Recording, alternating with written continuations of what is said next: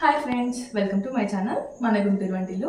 ఈరోజు వీడియోలో ఎంతో టేస్టీగా అండ్ సింపుల్గా చేసుకున్న ఒక లంచ్ బాక్స్ రెసిపీ అయితే మీతో షేర్ చేయాలనుకుంటున్నాను. మిల్ మేకర్స్ ఫ్రైడ్ రైస్ అండి. మరి ఎలా చేసుకోవాలో చూసేద్దాం. ఇప్పుడు ఎలాగో స్కూల్ స్టార్ట్ అయ్యాయి కాబట్టి పిల్లలకి లంచ్ బాక్స్లో పెడితే చాలా ఇష్టంగా తింటారు. మరి నా స్టైల్లో ఎలా చేస్తానో చూసేయండి. ముందుగా ప్యాన్లోకి ఆయిల్ని యాడ్ చేసుకొని ఆయిల్ హీట్ అయిన తర్వాత ఇందులోకి కొద్దిగా జీలకర్ర, కొంచెం శనగపప్పు, కొద్దిగా కరివేపాకు వేసి వేయించుకోవాలి. తర్వాత సన్నగా తరిగి పెట్టుకున్న ఉల్లిపాయ ముక్కల్ని కూడా యాడ్ చేసుకొని ఒకసారి బాగా కలుపుకోవాలి. ఇందులోకి కొంచెం పసుపు, కొంచెం ఉప్పుని కూడా వేసుకొని ఒకసారి ఫ్రై చేసుకొని మూత పెట్టేసుకోవాలి. ఈ ఉల్లిపాయలు ఒక 2 మినిట్స్ పాటు మగ్గించుకోవాలి.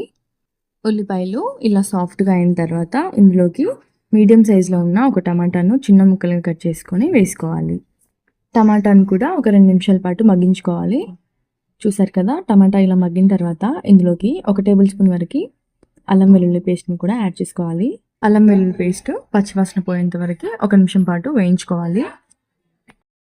ఇలా వేయించుకున్న తర్వాత ఇందులోకి మనం ముందుగానే ఉడికించి పెట్టుకున్న మిల్ మేకర్ని యాడ్ చేసుకొని ఒకసారి బాగా మిక్స్ చేసుకోవాలి. ఇలా మొత్తం కలిసేలాగా కలుపుకున్న తర్వాత ఇందులోకి 1 టేబుల్ స్పూన్ వరకు కారాన్ని, 1 టేబుల్ స్పూన్ వరకు గరం మసాలా, కొంచెం ధనియాల పొడిని కూడా యాడ్ చేసుకొని మొత్తం కలిసేలాగా ఒకసారి కలుపుకోవాలి. ఈ మసాలాలన్నీ బాగా కలిసేలా కలుపుకున్న తర్వాత ఇందులోకి ఉడికించి పెట్టుకున్న రైస్ని కూడా వేసుకోవాలి. ఇలా వేసుకున్న రైస్ని మొత్తం ఒకసారి బాగా మిక్స్ చేసుకోవాలి. ఈ మసాలా మొత్తం రైస్కి పట్టుకోవాలన్నమాట. ఇలా కలుపుకున్న తర్వాత ఇందులోకి కొంచెం కొత్తిమీరను సన్నగా తరుగుకొని వేసుకోవాలి. అంతేనండి, ఎంతో సింపుల్గా చేసుకునే meal maker fried rice ready అయిపోయినట్టే.